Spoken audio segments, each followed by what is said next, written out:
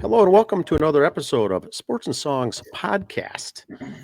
Tonight is August 21st, 2025. We got a bonus episode, Andy. Bonus episode today. We got an interview with the members of the Brownton Bruins baseball organization, a Class C town ball group out of Brownton, Minnesota. We're going to bring on, we've got the president of Baseball Association and Operations, Brandon. We got Coach Doug, and we got ball player Ryan Grams on the call here tonight. Andy, anything that you want to bring up first to the guys before we start the show, Andy? First of all, just thanks again so far. Last weekend was a blast. Had a good time there. And like I put in social media, if you guys could pass it on, me personally, whoever does the music in between innings, aces. Great job. Mixed it up, a little of everything. It wasn't all country music or all 80s. It was a nice blend. It was very, very enjoyable. So the music part, thumbs up. Yeah, very good. Very good. Over 100 years of state amateur baseball, I do believe, Andy, that this is the first time that a podcast has been given the exclusive rights to a location of the 4 locations here. Sports and Songs is covering all the Brownton games, all 3 weekends, taking pictures, covering the action, getting interviews, and doing tweets, social media exposure. So we have the guys on today. Coach Doug Schuette on the show here. Welcome to the show, Doug. Thanks for having us. So Doug, for the members not familiar, Doug's a member of the Hall of Fame, Town Ball Hall of Fame here in the state of Minnesota. Managed, I think, what are you in year number 50? Is it, Doug? Year number 40 as the manager. I've been on the team for 50 years. That's right. Okay. So long time. And so, Doug, you have held the reins there for Brownton Bruin for many, many years and been able to be part of a team that hosts as well multiple times. How many times has the city of Brownton hosted or been a host of the state tournament? This is our 7th time hosting the state tournament. Along with in 2016, we helped Hutchinson out when they had some wet conditions over there and hosted some 4 games on a Saturday and 3 games on a Sunday. Yes, I do like the way they have been having that alternate site or a 4th site. 3 towns or 3 cities hosted now currently with the Minnesota State Amateur Baseball, and having that 4th site. A couple of years ago they used Waconia Lions Field. They have an extra one on hand in case the likelihood of rain, the likelihood of bad weather, rainouts, things like that. You can at least get these games in, and that always helps out. With a 3-weekend tournament like this, there's going to be rain part of the mix at least one of the weekends. Things are gonna happen. So that is awesome. The very first time Brownton hosted was 1964, Doug. 1964, and that was a big year because prior to that, the state tournament was hosted by big cities, large cities. Brownton went up and bid for 1964 and got it as the sole host back then, which was the first time ever in the state tournament that has been hosted solely by a small town. And that went on to go to, I think, 6 or 7 other times hosting. But Brownton's been around for a while in the state tournament. One of the big towns that has always hosted very successfully over the years. What are your thoughts on that, going way back and then into the 60s? I mean, the 70s and 80s, 90s, always been in the mix, it seems like, Doug.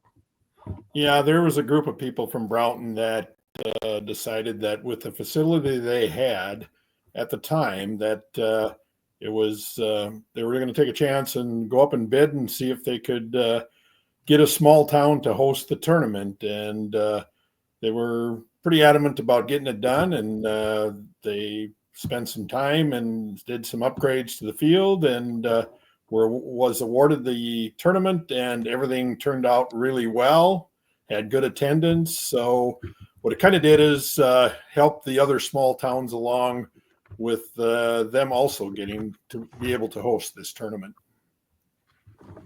Yes, and then eventually it got to be a a two site or a dual site that towns were hosting a dual to take care of the size of the tournament. And then eventually now we're at the three sites, like we mentioned before, even with the fourth as an alternate, because now there's the A, B, and C all together on these sites.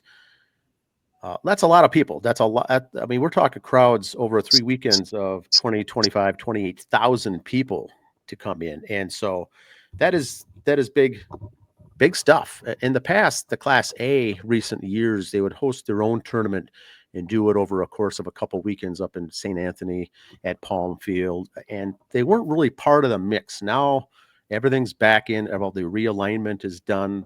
There's 3 good sized classes, and now everything's at the all in these 4 sites. Here, I've got a thing up here, Doug. I want to get your thoughts on this.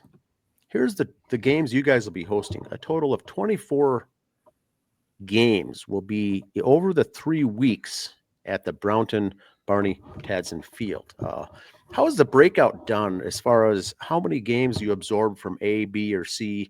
I know it looks like you're the predominant C host this year. How does that come into play? And if you want, and even if Brandon can interject as well, but how does this come? Do you prefer and say, look, we'd like to get the C? I know that Hutchinson this year is the B, kind of the hosts with the championship and everything there. Gaylord's the A, and Brownton, is it just dumb luck that this comes, or do you put that in the bid that you'd like to get it? That championship game is going to on Sunday night, Labor Day weekend, 7:00 start. I like that, or maybe it's even 7:30. How does that go into play there, Doug? Well, it came about that with the 3 main sites that started out with Hutchinson, Brownton, and Gaylord. Hutchinson is a B team, so when we met the 3 towns, it made sense that Hutchinson would host most of the B games, and ourselves, Brownton, and Gaylord are both C teams. And being that Hutch came to us first to ask for the bid, to go and bid with them, and then we picked up Gaylord as the 3rd site. It was decided that Brownton then would host the C games and the majority of the C games, and then Gaylord would host the majority of the A games along with the 4th site Glencoe. Yeah, excellent. I like that they're mixing it all up there because the A, the fans, the wives, the girlfriends, family of the Class A, this is new the last couple of years, coming out, going to and playing in a state tournament at these small, great ballparks, historic ballparks. So they're mixing them around and giving the Class A teams a chance to play in all the various parks. Brownton's getting 2 of the games. They're getting 5, a nice little mix there with Class B, and the rest are Class C, including that championship game, which is, like I said, a night game. That's going to be so fun to have that on a night. The other games are Sunday afternoon and Monday afternoon for Labor Day. But having that night game, is that new? I'm not sure they did it last year, but how did that come into play? I do like that. Well, it came into play when they're down to the semifinals. So all 4 teams will play 1 game before the championship there. So we're hosting the semifinals on that Sunday, and then the championship game at 7:00 to follow. That's awesome. Good stuff. Now we've got Brandon on the show here as well. Brandon, you are I believe it's the president of the Brownton Association, or the Baseball Association there in Brownton. What is your title there with the group? Yes, I'm president of the Baseball Association in Brownton, one of the tri-chairs with Doug and Bob Lindeman for the 2025 state tournament. So, with all the various, have you been a part of the previous hosting that Brownton has done, or is this the first time for yourself? 2011, I was a part of the board. At that time, I was president then, but I was not a chairman. I was just part of a committee. And then 2016 kind of helped with Hutch coming down to Brownton for that weekend, organizing what we had for them so they didn't have to bring everything down. Yes. Now, Andy, I remember talking to you a couple days ago saying, how does the bidding process arrive to come up with the host locations? Does Brownton put in its own bid, or does Brownton go together with Baylor, Glencoe, Hutchinson, and you submit a bid as a group. How does that go for the listeners out there that aren't familiar with how the bidding processes goes? And maybe Doug would have a clearer answer on that as well. But how does that go from the front end, and how many years in advance do you submit this bid?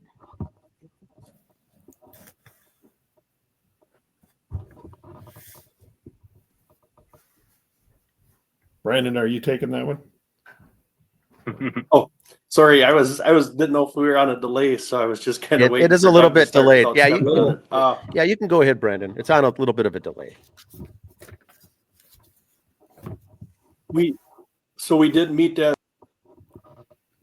with a group, representatives from Brownton, Hutch, and Gaylord. Kind of sat, had a presentation. I wasn't able to make it to the bidding meeting. Doug was there along with Dave Wentland, but Bill Schulte, Kyle Messner, they all came. So we kind of presented in front of the board, answered any of their questions. You know, they have questions to ask each group on why we would be a good choice. And we kind of, Mike Max did some of the talking for us and had a nice presentation for them. So that helps in the long run. Yes. Oh, sure. Yeah, Mike Max certainly does help. So you do the presentation, you get and you find out. And how long ago was this? For this particular year? Was this 2022? Roughly when you submit that bid to the state? It was actually in 2021 that we did the bid. Okay. Yeah. Okay. So for the listeners out there not familiar, this is winning the state tournament host bid site is 3-4 years in advance to get this done. Now, do they then come out and check the field, come out with a white glove test to Barney Tadson Field and say, here's what we'd like, here's what you could improve? And so once you win that bid and it's announced a couple years in advance, then you get time to do repairs, upgrades, maintenance, housekeeping types of things, and anything. Do they come up with a list of things, a checklist, and then they monitor your progress? How does that work for the listeners out there that aren't sure how all this goes? What does the timeline look for that, Doug? Well, they came out the year before. So in 2024 in June, they come out and you go through with them what kind of upgrades you're going to be doing for the tournament. And then they will throw out some suggestions if they have them. But we had a pretty detailed list of the things that we were going to do, and they were satisfied with what we brought forth to them as what our improvements would be for the 2025 tournament.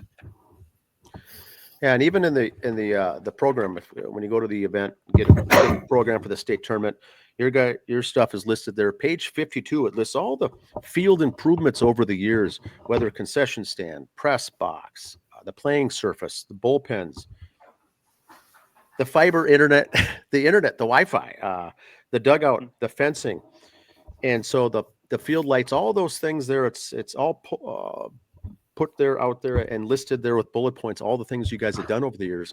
And so that must come into, for a small baseball association like this, a lot of fundraising, a lot of volunteer work, a lot of money raising to get those things done. Andy and I cover a lot of the DRS, a lot of the Crow River, these small towns that have fantastic fundraising efforts. That's the only way you get things like this done. And talk a little bit about that, Brandon, how that has been over the last few years with all these nice improvements. We were out at the field. It's fantastic out there at Barney Tadson Field.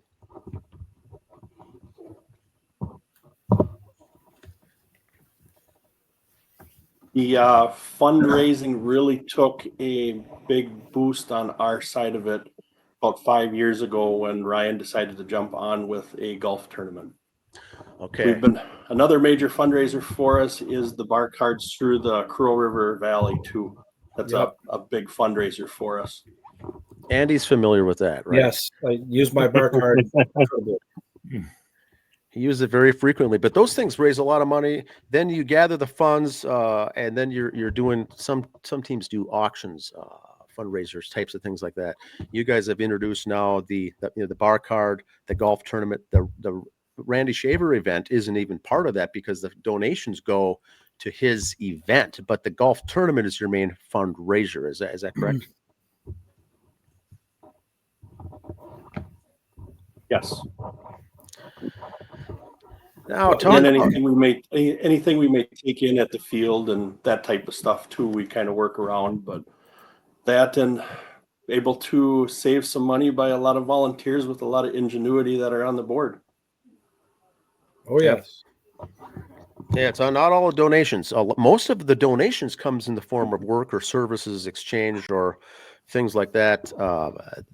Small towns are known for is helping out, doing things, and saying, you know what, don't send me the bill, just call it a volunteer or a donation. And Running a small town ball field is a lot like running a church. It's all the volunteers and what you know and who you know that help out with the field and everything else. So it's that same type of attitude.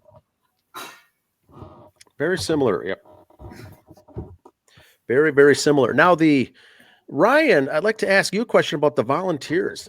You're heavily involved as not only a player, but on the volunteer side, getting the volunteers signed up. I know there's a website link that people can go to volunteer. That's become popular over the last few years. But it's a lot of manpower to pull something like this off over 3 weekends. Provide some of your thoughts on the volunteer side of it. Jeremy Volker is actually in charge of the sign-up genius that we have for the volunteer list. He's been doing a pretty good job at contacting volunteers, but it takes an army and a village to get this all taken care of and covered. And the first weekend was amazing. We had a lot of volunteers, and I thought it went really well. So Yeah, I would agree. Andy, what are your thoughts? We thought it was tremendous that first weekend. I thought it was great. The volunteers there, the grounds crew volunteers, the concession stands, the foods, everybody did great, and especially, everybody. There wasn't everybody has a smiley face. They're all happy to be there. There's only like 2 more hours. You didn't see any of that from the volunteers. They were like wanting to work, so that was good. Yeah, that's one thing I noticed too. A lot of smiling, happy faces. You have to put on, you're there, as part of hospitality to put on an event like that. And so whether it's the ticket takers, the people serving the beer, cooking at the food, working the grill, the first aid tent, the press tent, the press box, the fans, the bullpen, the host, the teams coming in that don't know where to go. There's actually a volunteer position there's a dedicated host person to make sure that those teams coming in feel welcome. They know where to go, what dugout they're in, where to take their hitting practice before the game. Things like that, where to park, all the parkers, the golf cart attendants were phenomenal, guys. Oh yeah. I think I got asked 5 different times good. each day. Do you need a ride to the stadium from your car? So there's no huge parking lot at Brownton. So it's a lot of side streets. It's a lot of just parking on your own. But golf cart attendants are out there to shuttle you back and forth for free. I mean, they're right there. You can't miss it. People coming down for the tournament here in the next couple weekends. Take note of that. Park as far away as you'd like. They will be there to take you back. You're not hoofing it to and from the ballpark. And so that is a very, very good, well done job there for the volunteers. Now, attendance. Last 2 years at the sites were 26,000 combined and 28,000. Is there talk with Hutchinson and Glencoe and Gaylord and Brownton together that combined there could be a record? Is it going to be close? Is that a stretch to reach, or is Brownton kind of alone to say we want to get this? Our goal is this for the 3 weekends, and we're happy to contribute to the total. Or is everyone kind of on their own, or do you try to for that magic number? That's a main plug that I've heard over the years. Is trying to get that attendance. You want the bragging rights, correct? Doug, let's go with Doug first. I think we would like to get as many people as we can. A lot of it has to do with your weather conditions, and you got to have the right teams to come out on top and stay in the tournament. Some teams draw real well, and then some of them do not. So a lot of it comes down to who stays in the tournament. You want those teams that draw real well to stay in the tournament. It's it's good for the tournament. It's good for the host site's pocketbook when you get teams that draw real well. So we're hoping to keep those teams in that had good attendance for the first weekend and go from there. I know we had a good attendance our Friday night game. If we'd have came out on top, the attendance would have grew for our Sunday game. But that's part of it. Yeah, it's good. It's good stuff. I also like, and I think I'm speaking for Andy as well, that there's no double elimination anymore. It's a single elimination. Yes, it's hard. Ryan and company, you lose at home and now all of a sudden you're done. But the tournament from a top level, looking at it from 30,000-foot view, the double elimination gets to be too hard to track with all of the games going on. Now people can fill out their brackets. It's a one and done. Everyone's playing for the life because every game is an elimination game. And do you guys like that as a presenting it, Brandon, as a presenting as the association president and yourself, Doug, that it is now single elimination, that it's fun stuff. You're not worrying about all these consolation games. Right. I kind of like that because in 2011, they still had some double elimination in there once they got so far. And it seemed like you'd get more fans once their backs were against the wall. Like if they seem to know that we have one Grace lost, we can always go watch them. This way, they show up because they don't know what game could be their last. You don't know. Yeah, that makes it fun. I like that as well. Do a lot of folks do the brackets? Ryan, as a team, as a member of a team playing, do you guys find yourself doing brackets for the tournament, or is that a big no-no? How about yourself, Brandon, as a president or a coach? Doug, I know we as fans, a lot of people do it. We talk to a lot of people that love filling out the brackets. But how common is it actually on in the dugout there or in the administrative offices there, Brandon? I think in the years past, the guy's been able to fill out some brackets, but it was so hectic this year. You looked at your first round to see who you would possibly get in the second round, more or less, than who's going to win it all. Yeah, and even with the new class A, B, and C, this is the very first year with the new tournaments with the criteria points and all the level set and everything being reconstructed. So this class C is going to be a blast, I think, from a fan perspective. Andy, is this correct for you two? Right. There's not going to be teams running away with it with all these big stud horses running basically a D2 roster. The small towns are the small towns. The class B are good, and the class A is better yet. So it's going to be an even playing field. I know there was hesitation and pushback that people didn't like breaking it all up, but we're going to see a true tournament now, I think, with the true champion. Yeah, go ahead. I got a question for Ryan from his point maybe is, okay, you got A, B, and now playing together. Do you think the realignment, teams like Waconia moving up to A, but now kind of playing in their backyard, if you will, with Hutchinson and Brownton and those locations, do you think that's going to help the other A teams get some showing up? I know I went to a game last year. It was Bemidji and New York Mills, and I was the only guy there not related to someone on one of the teams. No one came to see the Northern teams. No one comes to see the A teams. But do you think with the realignment, some of the A teams moving up, C's to B's, you're going to get more people that way? I really think you do, because, I mean, with just looking at Waconia and what they draw, and now they're an A, I mean, that's going to draw. They drew a lot the other night, and they're going to be even bigger this coming Friday, I believe.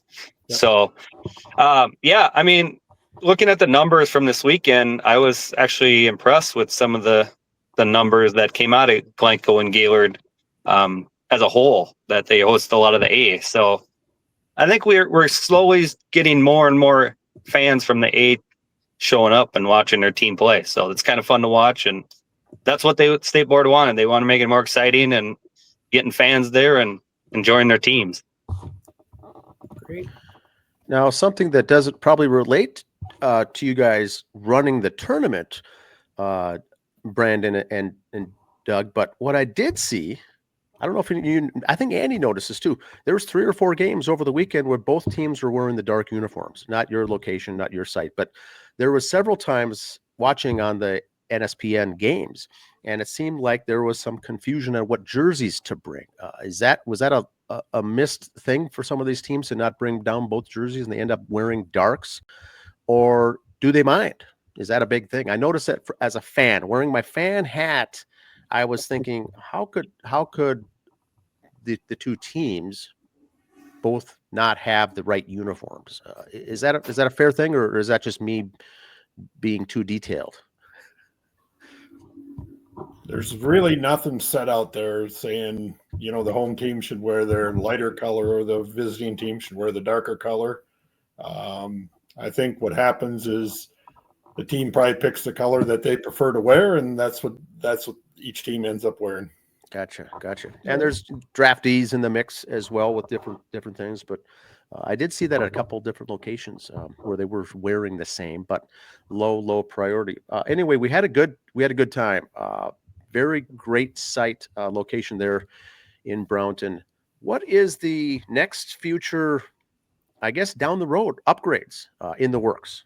The scoreboard looks terrific. That's a few years old now, but any upgrades that you guys can think about that's on the down on the horizon? There's always upgrades you think about.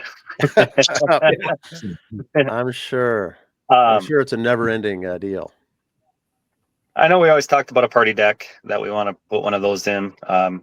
We weren't able to do it this year, but we'll see if we can get it in the next couple of years when we host regions in a few, I think 3 or 4 years. So we'll see what happens with our next. That'll be our next big tournament, and we hopefully have enough money and funds to, hopefully get a party deck and maybe even some other stuff. So, yeah, I like the one in Jordan at the Mini Met. They did a good job on that one. There's the new one there in Glencoe, and you guys would have space for it.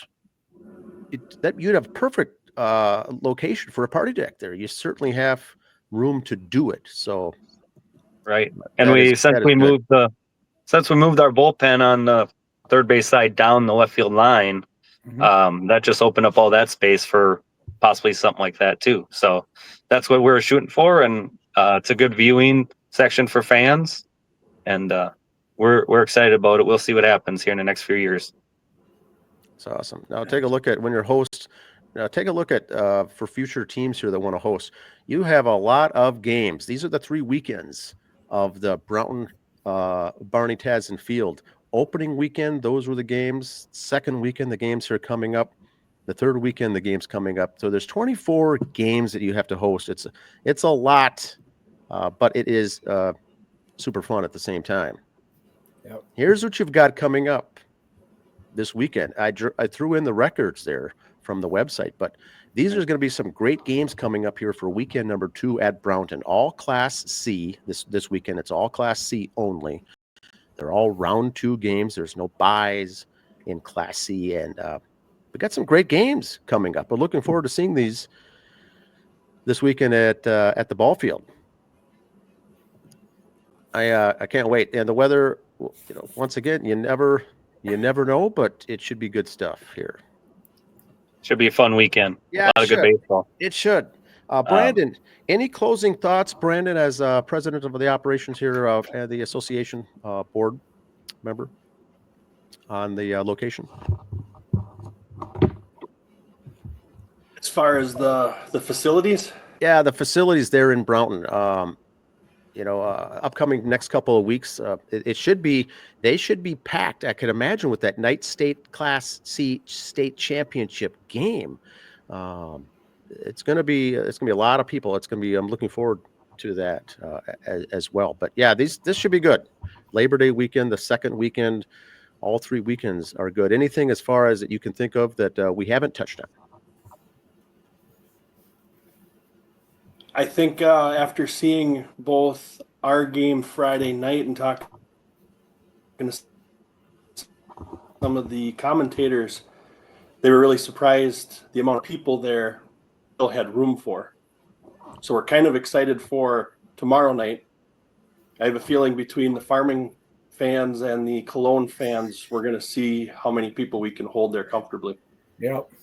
Now, farming will bring the fans, certainly, and Cologne never fails. So that should be awesome. The games, the lineup, the way it comes in with the games throughout the day, Saturday is going to be awesome. Sunday as well, and it must be nice having a little reprieve here during the week to level set, take a deep breath, and then get ready for the next surge. But we're looking forward to it. How about you, Doug? What are you looking forward to the next couple of weekends on your side? We're looking forward to some nice weather and some great crowds. We have a lot of room in our facility, and we brought in plenty of seating. So we would love to see the place filled up this weekend and the following weekend. We can accommodate a lot of people, and just looking for more volunteers to come out and help us out, and we'll be good to go. Awesome.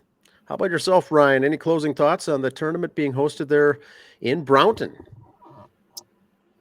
No, it's been fun to host this. Brownton had it in 11, like we said, and I wasn't a part of that team yet. I joined the Bruins in 12. So this is kind of awesome to see for me. To play at Brownton Friday night was amazing, and to see our huge crowd. And you know what? We still have a lot of space after you see a big crowd that we had Friday night. And it's like, we can host a lot of people. So come on out and enjoy some good baseball. We're excited for everything, and it's fun to see. You guys know if the official beer for the tournament is Brew d'Etat out of Jordan? They came up and they announced their two beers, like a sour ale and a different IPA. That has been popular the last couple of years, having state amateur baseball official beers for the locations. They've had that in the past where it's by location, that they each location had their own brand, so to say. This year they just have the two with those city names on them. Is there plans this next weekend to see another third or fourth beer over the coming weekends introduced, or are these the two that they'll use all throughout? Or to even know the answer to that. Maybe we don't even know the answer. I know they've had that in the past. I think they've had typically four beers. And I think over the first couple of weeks, they introduced a couple, and then they introduced a couple more. And so I'm not sure if they're going to have more here offerings this next few weekends. Once this goes live, maybe someone on the comment section could jot down if there's any answers. But right now they have two, and maybe that's all they're going to have for the entire tournament. But it's fun to see those 16-ounce local craft brews at the ballpark as well. Oh, yeah, it'll be just the two for the tournament. It will. Okay. And the Air Wilson one is all four of the sites at one time was in the Air Wilson League, and that's where that name came about. Oh, really? Oh, okay. See, I like that. That's very good. Here to educate. Yeah, Here it to was educate. Hutchinson, Brownton, Gaylord, and Glencoe used to be all in the Air Wilson League, so that's how that brew name came about. Oh, love it. And way back when the High Island League, that was a league that Brownton was in. Yeah, so much history with town ball, and you run into. I find over going to these state baseball tournaments over the years, you still run into some of the good camaraderie of the fans. You run into the same people, the same folks, the diehard fans. You end up running into them over and over and over. It's fun. It's a great network. It's a great part of a network family, so to say, family feeling of town ball baseball. It's so great. Andy, anything that we missed? No, I think we covered it all. Again, just thanks you guys for being on, and just great job last weekend. Keep it up. Yeah, we're looking forward to it. Can't wait. Great work for all three of you guys there and the rest of the community there in Brownton, whether it be the board, the volunteers, the association, the fundraisers. You guys have done a tremendous effort. If I could, I'd like to give a shout out to our local Brownton Lions group that have generously donated to some of the upgrades that we have done at the field, along with working with the city of Brownton with some of the things that they have done for safety improvements, that type of thing. I want to give one shout out. I would like to give a shout out to all the first responders that helped Jake out on Saturday when he had his medical condition. that was incredible to see the work that they did and saved his life. So that was awesome to see. Yeah, good point. Jake's doing better. Jake's doing better. Good. I got an update. He took his first steps the other day. So Praise he's God. doing better. All right. Yeah, and one other thing is that all these site locations have to have a first aid station, a first aid kit, an ambulance on site, paramedics, things ready to go. And you never hear of them because they never get used, or they're minor things. Now at Brownton location, last weekend there was a medical event that took place right near, close by the medical tent, and due to that, saved a young man's life. I mean, it's incredible, and there's been a lot of social media posts about this over the first weekend, and tremendous shout out to all the to those on site for the EMTs and whatnot. A big shout out. It's awesome. Great. All right, thanks again for your time, Ryan, Brandon, and Doug. Thanks for your time tonight here, folks, and look forward to seeing you this weekend. All right. Thanks, guys. Thanks, guys. Thank you. Thank you. Sounds good. Thank you.